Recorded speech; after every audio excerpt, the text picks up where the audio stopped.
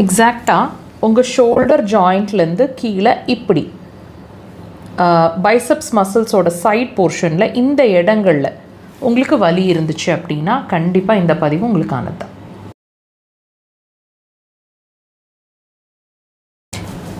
ஷோல்டரோட கொஞ்சம் கீழ் பகுதிகளில் எக்ஸாக்டாக இந்த இடமெல்லாம் உங்களுக்கு வலி இருக்குது அப்படின்னா அப்போது இது அடிக்கடி இருக்குது அல்லது அழுத்தி படுத்ததுனால வந்துருச்சு, வெயிட் லிஃப்ட் பண்ணதுனால வந்துருச்சு, இப்படி தானே யோசிச்சுட்ருக்கீங்க.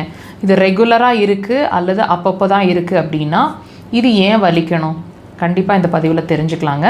இப்போ இந்த எக்ஸாக்டாக இந்த இடத்துல உங்களுக்கு வலி இருக்குது இல்லைங்களா, இந்த வலி அப்படிங்கிறது உங்களுக்கு உங்கள் உடம்பு ஒரு உறுப்பு வீக் ஆகிட்டுருக்கு அப்படிங்கிறத உங்களுக்கு தெளிவாக சொல்லிகிட்ருக்கு. எந்த உறுப்பு சார்ந்த விஷயம் அப்படின்னு கேட்டிங்கன்னா மலக்குடல் அல்லது பெருங்குடல், அதாவது லார்ஜ் இன்டெஸ்டைன் ஆங்கிலத்தில் சொல்லுவாங்க.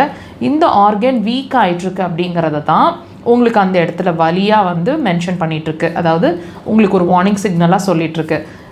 வலிக்கும் அங்கே இருக்கிற மோஷன் கம்ப்ளைண்ட்க்கும் என்ன டாக்டர் சம்மந்தம், லார்ஜ் இன்டெஸ்டைனுக்கும் என்ன சம்மந்தம் கேட்க தோணுது இல்லைங்களா? நீங்களே கோரிலேட் பண்ணி பாருங்கள். இப்போ நான் சொல்கிற சிம்டம்ஸோட நான் சொல்லிவிட்டேன் உங்களுக்கு லார்ஜ் இன்டெஸ்டைன் ப்ராப்ளம் இருக்குன்னு. அப்போ லார்ஜ் இன்டெஸ்டைன் சம்மந்தமான பிரச்சனைனா கண்டிப்பாக மோஷன் எக்ஸ்க்ரீஷனில் பிரச்சனை இருக்கணுங்க. அன்டைம்லி மோஷனாக இருக்கணும் அல்லது அடிக்கடி மோஷன் போயிட்டுருப்பீங்க.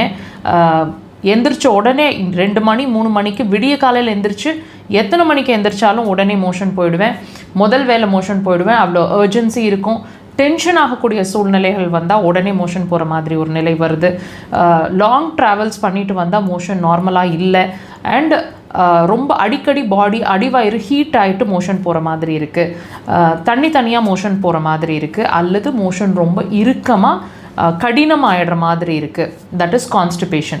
அல்லது 2-3 நாளைக்கு ஒரு தடவை தான் மோஷன் போயிட்டுருக்கிற மாதிரி இருக்குது. சாப்பிட்ட பிறகு தான் மோஷன் போகிறோம், பிரேக்ஃபாஸ்ட் சாப்பிட்ட பிறகு. ஸோ இந்த மாதிரி நீங்கள் டெஃபினட்டாக ஏதாவது ஒரு விஷயத்தை உணர்ந்துட்டுருப்பீங்க.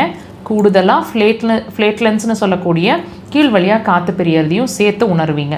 ஸோ தயவு செய்து உங்களோட வலிக்கும், அதாவது நீங்கள் உணரக்கூடிய அந்த வலிக்கும் உங்களோட மலக்குடலுக்கும் சம்மந்தம் இருக்குது அப்படிங்கிறத உங்கள் உடம்பு உங்களுக்கு அறிவுறுத்திட்டுருக்கு. ட்ரீட்மெண்ட் அப்படிங்கிற ஒரு விஷயம் லோக்கல் பிரச்சனைன்னு நீங்கள் பார்த்து எடுத்திங்கன்னா it's not going to work. உள்ள இன்டர்னலாக அந்த ப்ராப்ளத்தோட ரூட் காஸ் இருக்குங்க. ட்ரீட்மெண்ட் அக்குபஞ்சர் சிறப்பான தீர்வு. ட்ரை பண்ணுங்கள்.